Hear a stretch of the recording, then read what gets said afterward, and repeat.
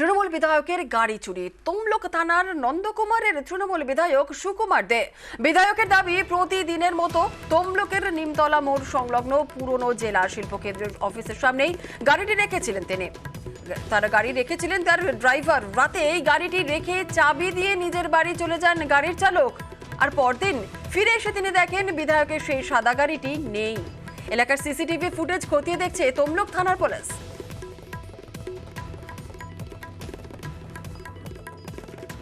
তমলুকের মতো একটা জেলা সদর এবং একটা শহর, সেখান থেকে এই গাড়িটা চুরি হয়ে যাওয়া, এটা আমার খুব কষ্ট হয়েছে আর কি। একটা নিজের শখের জিনিসটা ছিল, জেলা সদরের নাকের ডোকা থেকে একটা গাড়ি চলে গেল, এটা তো নিশ্চয়ই দেখা উচিত। এবং সেই জায়গায় আমি আইসিকে ফোনও করেছি।